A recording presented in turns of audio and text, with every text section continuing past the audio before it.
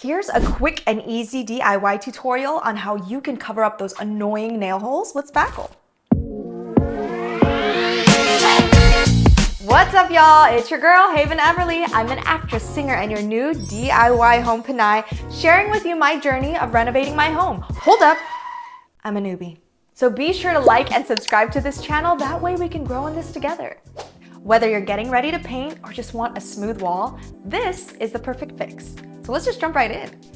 Okay, so for this project, I'm gonna need Spackle. I'm using the Drydex brand, and a putty knife and a wet rag. I'm gonna take this putty knife and then I'm gonna take the Spackle.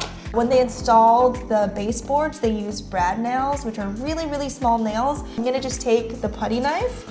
I'm gonna take just a smidge of the Spackle on my finger, and then I'm gonna start closing up these tiny little holes. You really wanna stuff the hole as much as possible with this amazing Spackle. And then you take the wet rag.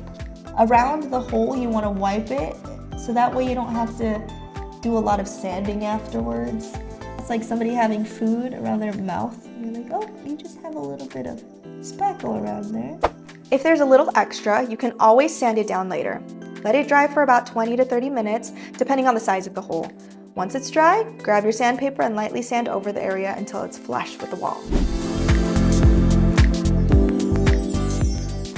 And just like that, your wall is as good as new. Now you can get ready for paint or enjoy a hole-free, smooth surface.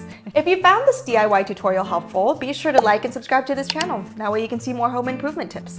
Also, make sure you leave a comment in the comment section. I'd love to hear what you have to say. And let me know what you would want me to cover next. All right, until next time, y'all. As you can see, Lilo, go! No, I don't work with Spackle much. I mean, apparently. I learned this just now. But